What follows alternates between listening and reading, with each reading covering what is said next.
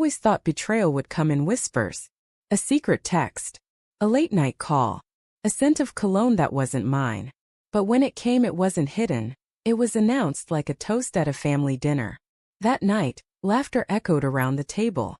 My parents were visiting, her mother sat at the end, and our plates were half filled with the roast she insisted on making the old-fashioned way.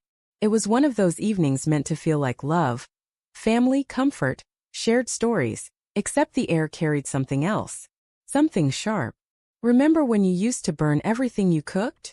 her brother teased. Everyone laughed except me. I just smiled faintly, my eyes fixed on her. Anna, my wife. She was radiant that night, her hair loose around her shoulders, her laugh light. But beneath the surface, I'd felt it for months, the distance. Her phone turned face down. The quick replies that ended with "busy, talk later." The scent of a man's cologne on her jacket once, brushed off as a coworker's hug. I didn't say anything then. I told myself I was imagining things. That love, like faith, required a little blindness. Then came the moment that shattered the illusion. It started with a harmless topic, her family reminiscing about old friends. Someone mentioned Ethan. Her ex. "Oh, Ethan," her mother said fondly, sipping her wine. "He was always so polite. What's he doing these days?"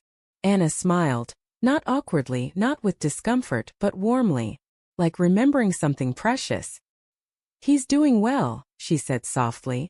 "We talk sometimes. He's been going through a rough patch." I felt my stomach tighten. My mother glanced at me, a flicker of curiosity in her eyes. "You still talk to him?" she asked gently. Anna nodded, her tone casual. "Of course. My ex will always be part of my life." The words fell into the room like a thunderclap. For a moment nobody spoke. The clinking of silverware stopped. My father coughed awkwardly. And I just sat there, every nerve in my body screaming to say something, to react, to ask her what the hell she meant by that. But I didn't. I smiled. Slowly. Carefully. And said, "Well, that's interesting, Anna. I didn't know we were keeping parts of our pasts alive in our marriage. Should I start calling my exes too?" The table went silent. Her brother's eyes darted between us. My mother put down her fork. Anna blinked. "Daniel, come on. Don't make it weird." "It's not like that." "Then what is it like?" I asked softly. My tone was calm, too calm, the kind of calm that only comes before something breaks. She hesitated. "We're just friends. You know that. I've told you before." "No, you haven't," I interrupted. My voice was still steady. "You've told me you don't talk to him anymore. That's what you said last spring, remember?" A faint blush crept up her neck. "I didn't think it mattered. He was having a tough time. I was being kind." "Kind," I repeated. "Right." Her mother tried to intervene. "Sweetheart, maybe we should." But I raised a hand. "No, it's fine. I'd actually like to hear more about how kindness works between exes while you're married. Does it involve secret texts? Meeting after work? Late night calls?" Her eyes widened. "You went through my phone? The accusation? The shift? Always the same tactic. Turn the blame." I leaned forward, my voice low. "No. But when a message flashes on your screen that says, 'I miss you too,' you don't have to go through much." Gasps. Forks dropped. My mother's hand flew to her mouth. Anna's breath caught. "It wasn't. It's not what you think." "Then what is it?" I asked. "Because I've been thinking for months, Anna. Wondering why you pull away when I hold you. Why you smile at your phone and hide it. Why you started wearing that perfume again, the one you told me he bought you years ago." She looked cornered, her lips trembling. "Daniel, it's complicated." "Marriage isn't supposed to be complicated," I said. "It's supposed to be honest." Silence hung heavy, pressing down on everyone. Her mother looked down, ashamed. My father shifted uncomfortably. Finally, Anna whispered, "It wasn't an affair. I just needed someone to talk to. You've been so distant lately, so focused on work." I laughed bitterly. "So I pushed you into his arms? Is that what you're saying?" Her voice cracked. "No. I didn't think it would go this far." My chest tightened. "Go this far." "So it did go somewhere," I said, the words scraping out like glass. Tears welled in her eyes, and in that moment, I didn't know if I wanted to scream or cry. The woman I loved, the one I built my life around, sat across from me confessing with silence.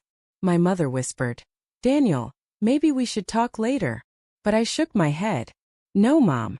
This is exactly the time. Because for once, everyone gets to see what perfect marriage looks like behind the photos." I turned to Anna, my voice soft again. Too soft. "You know, I used to think loyalty was natural. Like breathing. You don't have to remind someone you're theirs. You just are. But I guess I was wrong." She looked shattered, but I didn't feel pity. Not yet. Just exhaustion. I stood up, grabbed my glass of water and said quietly, "You said your ex will always be part of your life, Anna. That's fine. He can have that part. I won't compete for it anymore." And then I raised my glass, not in toast but in farewell. To the parts of ourselves we lose when we choose someone who doesn't choose us back. No one moved. No one spoke. The only sound was the slow ticking of the dining room clock. I walked out.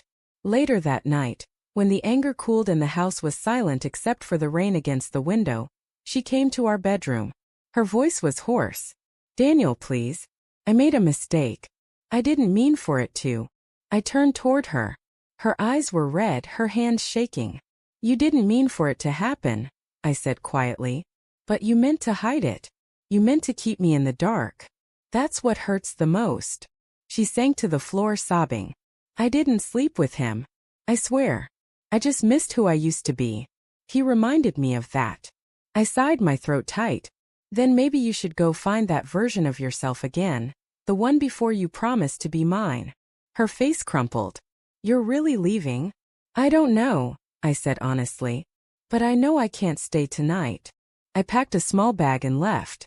The rain followed me out, cold and relentless, the same way betrayal seeps into your bones.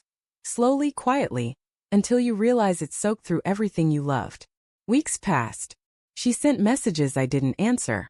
A letter came once, handwritten, saying she'd cut off all contact with him, that she missed me, that she'd do anything to fix it. But some things don't mend. They just scar. I still remember that dinner vividly, the flicker of candlelight on her face, the way everyone froze, and the moment I realized love can die not with shouting, but with a sentence said too casually. "My ex will always be part of my life." Maybe she was right. Maybe he always would be. And so would the silence that followed.